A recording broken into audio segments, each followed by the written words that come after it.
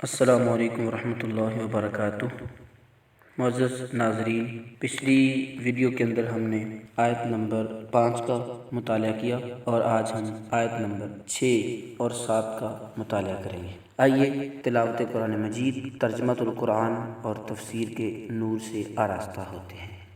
اعوذ باللہ من الشیطان الرجیم، بسم اللہ الرحمن الرحیم۔ صراط الذین انعمت علیہم غیر المغضوب علیہم ولا الضالین۔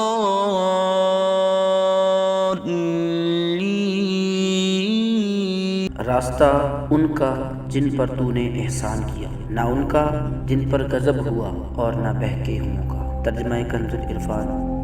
ان لوگوں کا راستہ جن پر تو نے احسان کیا، نہ کہ ان کا راستہ جن پر غضب ہوا اور نہ بہکے ہوں کا۔ تفسیر صراط الجنان۔ صراط الذین انعمت علیہم، ان لوگوں کا راستہ جن پر تو نے احسان کیا۔ یہ جملہ اس سے پہلی آیت کے اندر تفسیر صراط مستقیم سے مراد ان لوگوں کا راستہ ہے جن پر اللہ تعالیٰ نے احسان و انعام فرمایا، اور جن لوگوں پر اللہ تعالیٰ نے اپنا فضل و احسان فرمایا ہے ان کے بارے میں ارشاد فرماتا ہے، وَمَن يُطِعِ اللَّهَ وَالرَّسُولَ فَأُولَئِكَ مَعَ الَّذِينَ أَنْعَمَ اللَّهُ عَلَيْهِم مِّنَ النَّبِيِّينَ وَالصِّدِّيقِينَ وَالشُّهَدَاءِ وَالصَّالِحِينَ وَحَسُنَ أُولَئِكَ رَفِيقًا۔ ترجمہ کنز العرفان۔ اور جو اللہ اور رسول کی اطاعت کرے تو وہ ان لوگوں کے ساتھ ہوں گے جن پر اللہ نے فضل کیا، یعنی انبیاء اور صدیقین اور شہداء اور صالحین، اور یہ کتنے اچھے ساتھی ہیں۔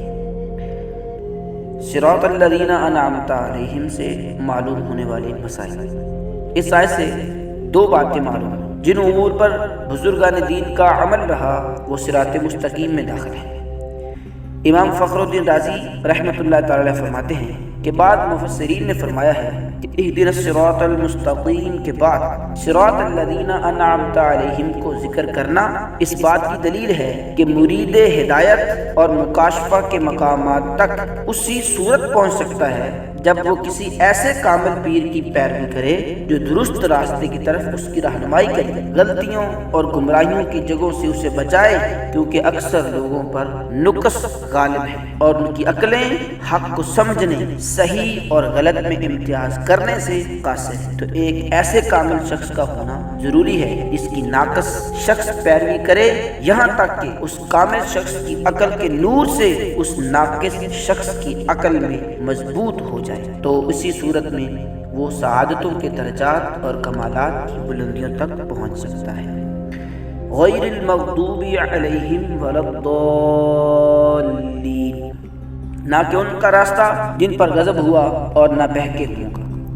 جن پر اللہ تعالیٰ کا غضب ہوا ان سے مراد یہودی اور بہکے ہوں سے مراد عیسائی ہے، جیسا کہ سنن ترمذی جلد 4 صفحہ نمبر 444 حدیث نمبر 2964 میں ہے۔ اور امام فخر الدین رازی رحمۃ اللہ تعالی علیہ یہ بھی لکھا ہے کہ جن پر غضب ہوا ان سے مراد بد عمل ہے اور بہکے ہوں سے مراد بد عقیدہ لوگ ہیں۔ ہر مسلمان کو چاہیے کہ وہ عقائد، اعمال، سیرت، صورت ہر اعتبار سے یہودیوں، عیسائیوں اور تمام کفار سے الگ رہے، نہ ان کے طور طریقے اپنائے اور نہ ہی ان کے رسم و رواج اور فیشن اختیار کرے، اور ان کی دوستیوں اور صحبتوں سے دور رہتے ہوئے اپنے آپ کو قرآن و سنت کے سانچے میں ڈھالنے میں ہی اپنے لیے دونوں جہاں کی سعادتیں تصور کرے۔ اللہ عز و جل آپ کا اور میرا حامی و ناصر ہو، آمین آمین۔ اس کا معنی ہے اے اللہ عز و جل تو قبول فرما، دوسرا معنی ہے اے اللہ عز و جل تو ایسا ہی فرما۔ آمین سے متعلق شرعی مسائل۔ یہ قرآن مجید کا کلمہ نہیں ہے۔ نماز کے اندر اور نماز سے باہر جب بھی سورۃ فاتحہ کی ختم کی جائے تو اس کے بعد آمین کہنا سنت ہے۔ احناف کے نزدیک نماز میں آمین بلند آواز سے نہیں بلکہ آہستہ کہی جائے گی۔ دعا ہے اللہ پاک ہم سب کو پڑھنے اور عمل کرنے کی توفیق عطا فرمائے، آمین ثم آمین یا رب العالمین۔